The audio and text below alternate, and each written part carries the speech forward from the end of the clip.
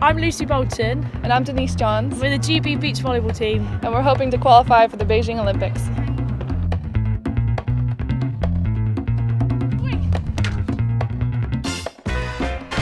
The best thing about playing with Lucy is that she's got so much fire. And whereas I'm more calm and relaxed, she's just out on the court revving up the crowd, and that just gets me going, and it gets us to play a lot better together, I think. And she's got so much athleticism. She can jump the highest of anybody I've seen. We actually, I think, even each other out really well. In fact, that I'll get a bit revved up, but then at times when we need to be a bit more composed, Dee's there to kind of be that levelling kind of a component of us. And yeah, I think that definitely, just the interaction of the two means that it works out pretty well between the pair of us. And Dee's a good person. What they bring individually to the team is quite remarkable. Lucy is really aggressive player, big and strong, and Denise comes with the ball control. So put them together and we have a world-class volleyball team who I believe they can go a long way towards qualifying for Beijing. The Olympics for beach volleyball started in 1996 in Atlanta, and we had two representatives from the UK, Audrey Cooper and Amanda Glover.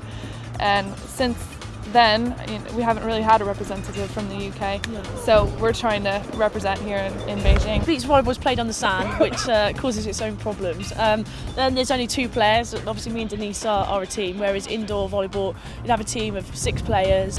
The net heights are the same, but obviously with the kind of underfoot being a bit, not so stable, it does make it feel a little bit higher sometimes when you're out here. You can only have 3 touches, so the block would count as a touch, whereas indoor you get the block plus 3 touches, so that's a subtle difference. The balls are different.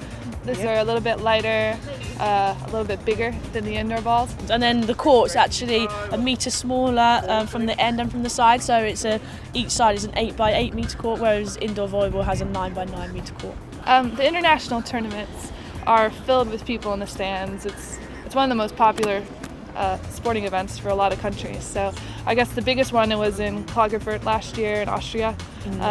That was huge. People were lining up to get in at 9 a.m. and they were already on the beers. They were already cheering as loud as you could possibly imagine. People were camping out. It's an exciting event to go to. Yeah, it's like Mexican waves. They have big hoses with water down on the crowd, and everyone gets so involved. And when you're in the middle of it, when you're on that centre court, and because even though obviously we are a British team, but we play away the whole time, you still seem to find British people everywhere, like cheering you on, and even obviously non-Brits give us a little bit of support. So yeah, it's a fantastic experience. Yeah. Very tough, very tough. It's extreme. Yeah, this is the sport that combines the most athleticism, skill, and experience, because the most experienced players really do the best, because you need to practice those shots, you need to practice strategy. There's a lot of strategy in the game, so I think it's one of the toughest sports out there. I think it's changing slowly from that reputation as a sexy girls in bikini sort of sport. I think a lot of people come to watch the sport for what I would say is the wrong reasons. They come to look at the girls in bikinis and the men who are in good shape, but they come back for the right reasons, because they enjoy the whole product that is beach volleyball. Well, I think most people, especially in the UK right now, do see it as girls prancing around in bikinis, playing around with the ball, and it isn't taken as seriously as obviously we'd hope. But we're out here to hopefully change that image. We do actually work extremely hard, and it is not a sport to be taken lightly. We train equally as hard as some of the athletes here that we train alongside here in Bath, and your body is worked in like so many different ways, just playing on the sand, jumping on the sand, running on the sand. And it does take real athletes to play beach volleyball. Yeah, as you can see, it's not quite as glamorous as you might expect. We're not playing on holiday or in bikinis. We're fully clothed, and we're out here in grueling weather. It's not quite Rio de Janeiro, but it's got a place in our heart for us.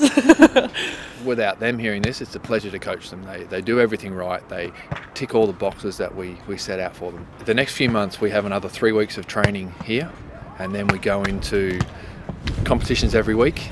I think there is 1 week off in the next 15. The next 9 events are the end of the qualification period, and we need to get 8 results from that to push ourselves up into the top 23 in the world, and that'll give us a Beijing berth. So from here on in, it's full pressure packed playing. We have China in 3 weeks from now, and then we come back to the UK, and then we do a couple Asian tournaments out there in Korea and in Japan. After that we come back and do some European tournaments in Marseille and Barcelona, and Poland, kind of all over the European section.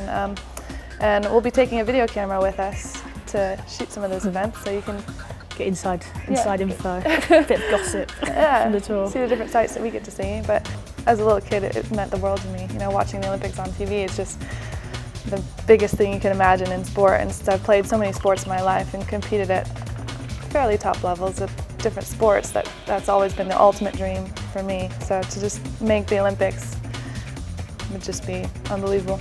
Now we're sitting here just on the verge of, like, in 2 months' time we could be going to our first Olympics. It's pretty big, and it means a hell of a lot to us. We haven't really set our sights that high for this Olympics, but I think we're looking to medal contention, hopefully for 2012, when the Olympics are actually in London, which would be amazing.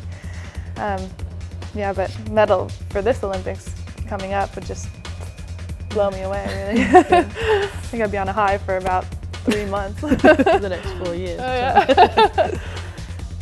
Qualifying for Beijing, anything can happen once you get there.